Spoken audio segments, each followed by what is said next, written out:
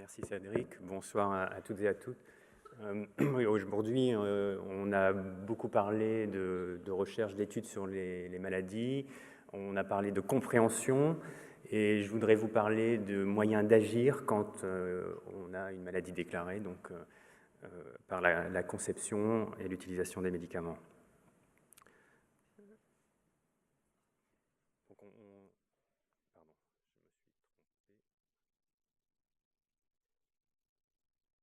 Donc agir sur la santé de demain, ça fait partie de la mission de tous les chercheurs de l'Institut Pasteur de Lille. Et on ne peut pas agir sur la santé de demain sans comprendre les causes et les mécanismes des maladies. Comprendre ces causes et ces mécanismes, comme on l'a vu jusqu'à présent, eh bien, ça permet de prévenir les maladies par une meilleure hygiène de vie, une meilleure alimentation. Ça permet également de dépister plus tôt les maladies grâce à des biomarqueurs qui sont correctement choisis. Et puis, ça permet également de guérir grâce à des médicaments.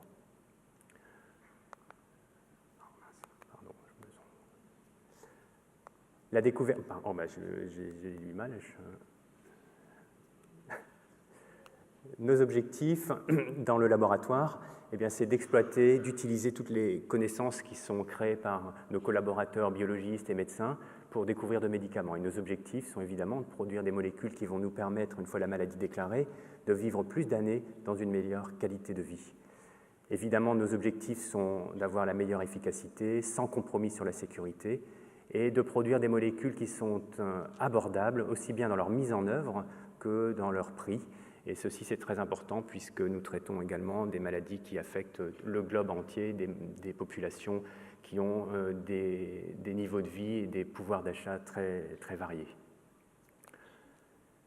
Alors l'homme a toujours recherché des traitements et il faudrait revenir sur quelques découvertes historiques. Alors historiquement, l'homme observait des effets fortuits sur l'animal. Par exemple, on a observé au XVIIIe siècle que des bœufs qui mangeaient du foin qui avait pourri et dans lequel il y avait du mélilo, eh bien, contenaient une molécule qui provoquait chez ces animaux des hémorragies. Et les médecins, les chimistes ont dérivé de cette molécule, la coumarine, la warfarine qui est utilisée comme anticoagulant. La théorie des semblables aussi, c'était une théorie qui existait à l'époque, XVIIe, XVIIIe siècle, et qui a donné naissance à l'aspirine sur l'observation que le saule qui vit les pieds dans l'eau aurait besoin d'une molécule pour le protéger des fièvres et des rhumes.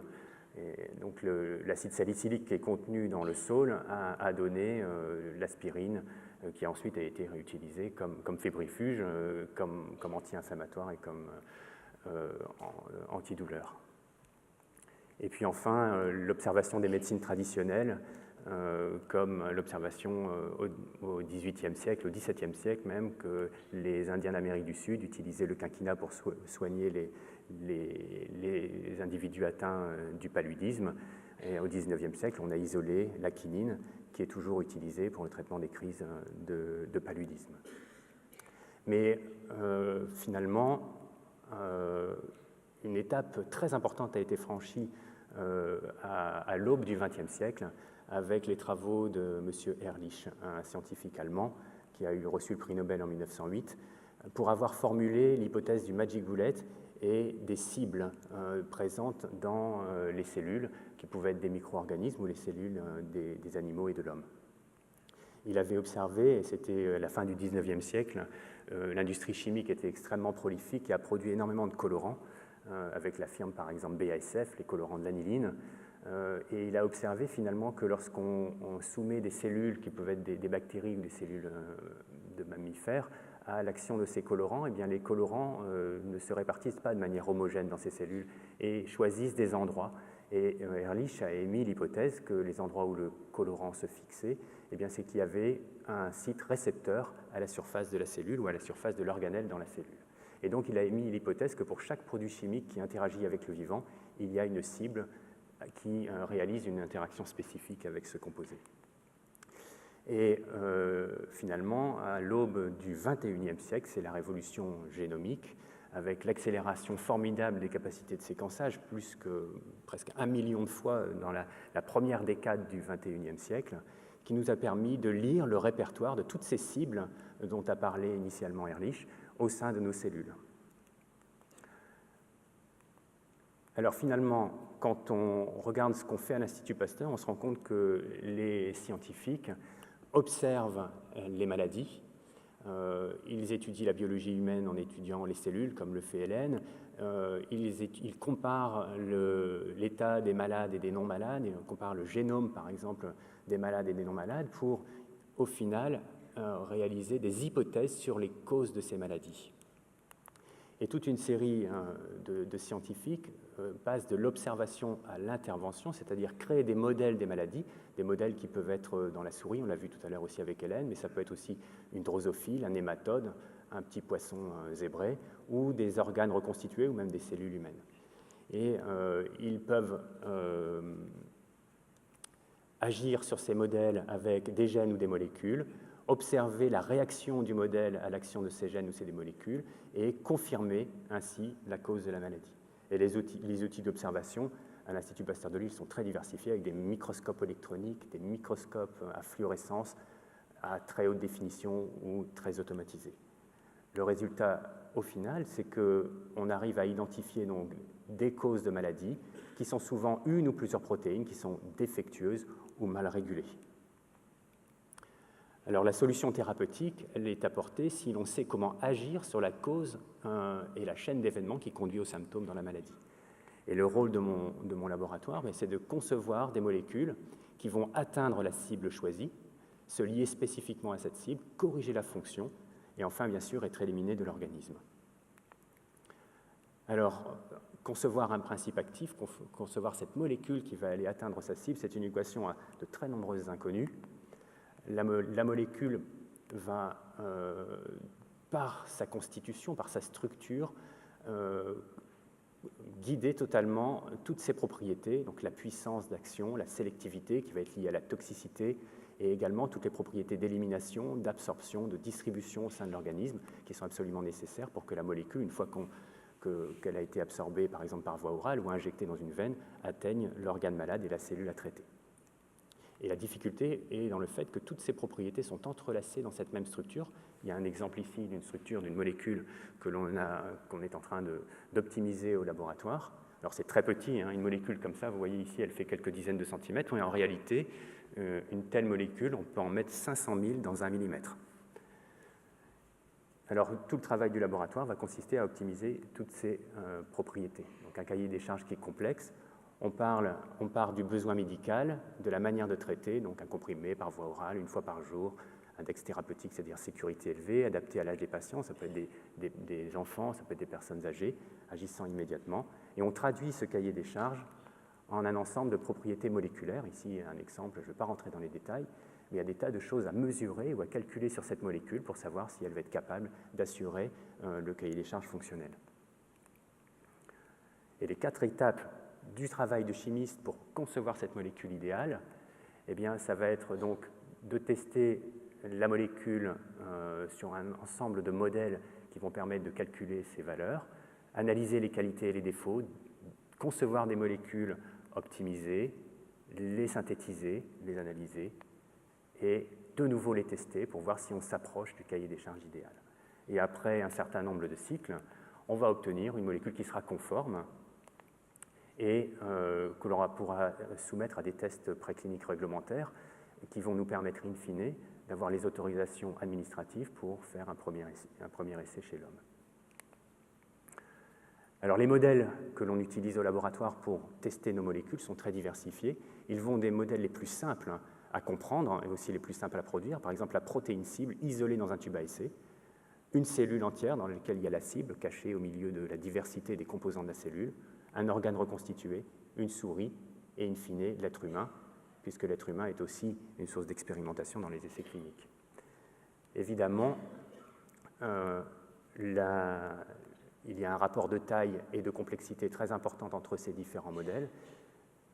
Complexité croissante, coût croissant et poids éthique croissant. Évidemment, il y a une barrière éthique à l'utilisation des animaux, une barrière encore plus importante à l'expérimentation chez l'être humain. Et donc, on va favoriser, quand on a beaucoup de tests à faire, des tests très très simples sur la protéine isolée ou la cellule. Et on va pouvoir, sur ces tests très très simples, tester jusqu'à 1 million de molécules pour, in fine, dans la cascade que je vous ai présentée ici,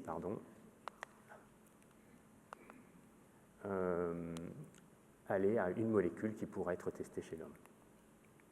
Alors on utilise pour ce faire des robots, puisqu'il faut tester 1 million de molécules ou quelques centaines de milliers de molécules. On utilise des robots qui travaillent nuit et jour et qui sont capables d'aller chercher les molécules dans des librairies et de les mettre en contact avec la protéine cible ou la cellule, avec des choses qui sont extrêmement miniaturisées. Les plaques dans lesquelles on fait nos expériences, ici on voit 384 expériences, mais dans le même format, 12 cm, ici on peut aller jusqu'à 1500 expériences. Alors dans la cellule, on a ici la protéine cible, et je vous présente une des protéines sur laquelle on travaille, qui est l'enzyme qui détruit l'insuline, et vous voyez ici une molécule que l'on a conçue pour se lier à un atome de zinc ici qui est présent dans le site catalytique, le cœur de la protéine, et qui va en moduler l'activité dans les cellules. Dans la cellule, il peut y avoir un peu plus complexe, je l'ai dit, la cellule. Dans le tube à essai, il peut y avoir quelque chose d'un peu plus complexe comme la cellule. Et ici, on voit une cellule humaine qui est infectée par des bacilles de la tuberculose qui ont été un peu modifiés pour être facilement visibles au microscope. Vous voyez, ils sont fluorescents, ils sont tout verts. Et on peut, sur ce modèle, tester des candidats antibiotiques pour lesquels on va demander qu'ils respectent l'intégrité ici de la cellule du système immunitaire humaine, rouge, et qu'ils détruisent les bacilles verts.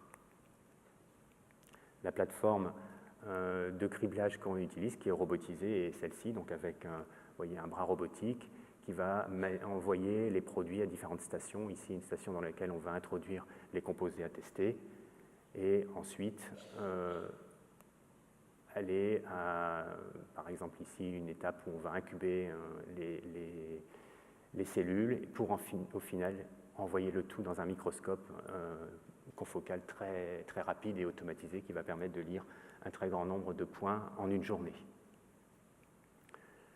Alors, pour s'aider, parce que tous ces tests finalement ont un coût qui est très élevé, on peut aussi utiliser l'ordinateur pour faire du criblage in silico. Et là, on va utiliser les outils de la simulation.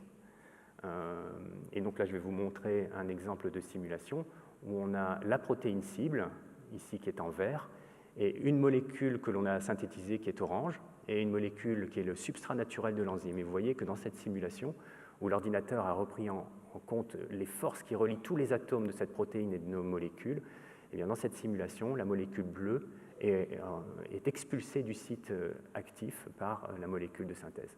Et de ce fait, notre molécule brune va empêcher l'action de cette protéine.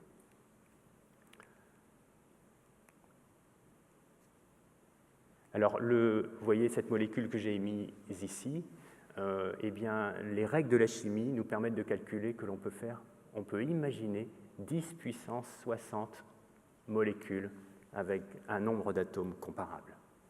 Donc, ce nombre de molécules imaginable est lui-même inimaginable.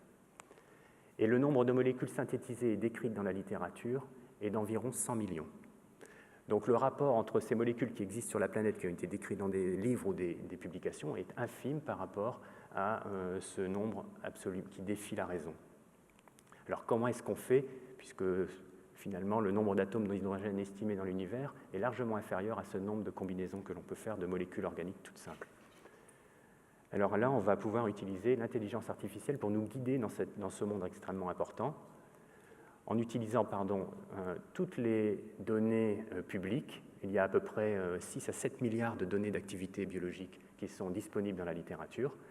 On peut utiliser ces données publiques, des données utilisées sur des tests, réalisées sur des tests in vitro, in vivo, des données cliniques, des données de la vraie vie, et puis on les associe à des données maison, les données qui sont acquises dans nos laboratoires, et en utilisant des réseaux de neurones et en faisant de l'apprentissage profond et des ordinateurs assez puissants, eh bien, au départ de ces structures, on peut prédire les propriétés, donc l'activité pharmacologique, l'activité in vivo et également la toxicité. Et les projets en cours au laboratoire en utilisant toutes ces techniques sont de différentes natures. Alors on collabore avec absolument toutes les équipes de l'Institut Pasteur de Lille et puis d'autres équipes également en France et à l'étranger. Le produit qui est le plus avancé, c'est un antibiotique contre la tuberculose multirésistante qui va bientôt passer chez l'homme. Un traitement contre le cancer, la molécule est optimisée et on va réaliser un essai clinique avec l'aide d'une clinique vétérinaire. Donc là, on va traiter des chiens qui sont spontanément cancéreux. Une molécule pour le recalage horaire et prévenir les complications cardiaques après une opération à corps ouvert, c'est les molécules dont parlait Hélène. un traitement immunomodulateur, de nouveaux antibiotiques qui sont basés sur le même concept que l'antibiotique antituberculeux, mais cette fois-ci pour attaquer les bactéries que l'on rencontre et qui sont multirésistantes à l'hôpital, et enfin un nouvel antidouleur. Au final, je voudrais revenir sur les valeurs pasteuriennes au service de la découverte de nouveaux traitements qu'on essaye de mettre en œuvre dans notre laboratoire et dans nos collaborations. Évidemment, l'humanisme, c'est ça qui peut, finalement, cette valeur princeps qui peut nous permettre de travailler toujours à l'excellence, à faire le maximum de collaboration interdisciplinaire, d'avoir la détermination et l'endurance nécessaires, puisque ces projets de découverte de médicaments s'étalent sur quelquefois plus de 10 ans. Donc finalement, c'est cette unité qui est dédiée à l'action thérapeutique, qui travaille main dans la main avec toutes les équipes de l'Institut Pasteur de Lille. Et je vous remercie pour votre attention.